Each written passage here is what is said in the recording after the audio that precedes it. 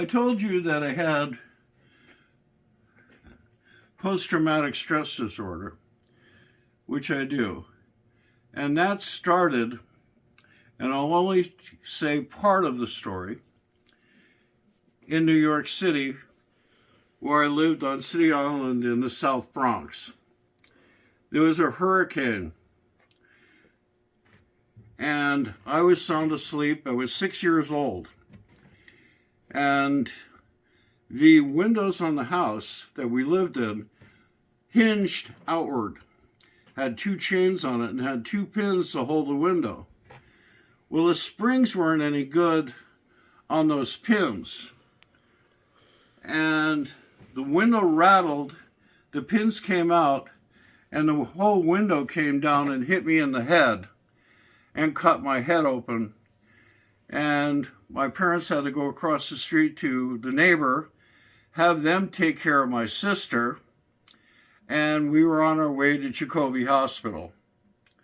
Took us an hour and a half. To get to Jacoby from where we lived usually took 10 to 15 minutes, and that's it.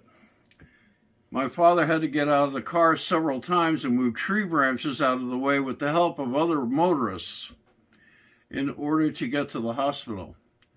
So I had a concussion, and it changed everything. I couldn't read any longer, but my memory was good. So the book that we were reading in first grade, Jim and Judy, what it is here, I don't know. I memorized it when I was reading it in third grade. So things got kind of weird for me. I wanted to learn more about what adults do. And my father took me over to Walter Kropke's place. He's a friend of my father. And Walter was paraplegic. He was paralyzed from the waist down. He could take the braces and lock them and sit at a lathe and do whatever he needed to do. He designed hand controls for all kinds of vehicles so people like him could drive. That's what he did. He owned his own shop. And it was only a block and a half away from where we lived. So I would go up there occasionally and with my father, sometimes my cousin Jimmy, and my dad showed me how to weld. First started out with stick welding. We made a go-kart. My cousin Jimmy showed me more about the lathe and how that worked, and the milling machine, and a drag mill. By the time I was 10, I was TIG welding, or they called it heliarc at that time. The one thing I couldn't get from my dad is welding aluminum with a torch.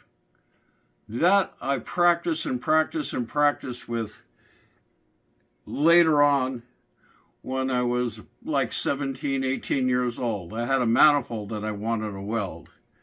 And I finally got it after practicing for about, 10 hours.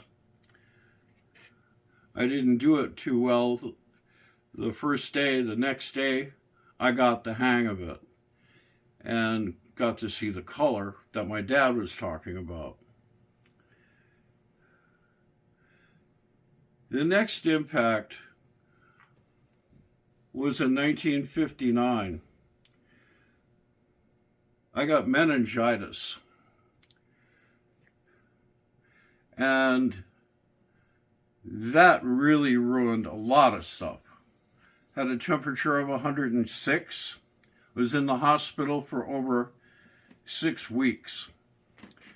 I failed third grade because I was not allowed to go back to school because we were we were not allowed to make other contact because of the meningitis, so the other kids at the school didn't get the meningitis. So I was blind for 24 hours and also lost about 10% of my hearing. When you lose 10% of the hearing, it's tone. When you lose the tone, then you really don't know how to read. And they struggled, my mother, trying to get me to hear the phonic sounds, which I never did hear until I was 28. The teacher gave me a tape recorder, and I finally heard the phonic sounds because I could turn the volume up. That is a short story. It's not the end. It's only the beginning. I hope you got something out of this, and I'll continue to do the videos and some other stuff on the VW engines, and you get more information. Thank you for listening.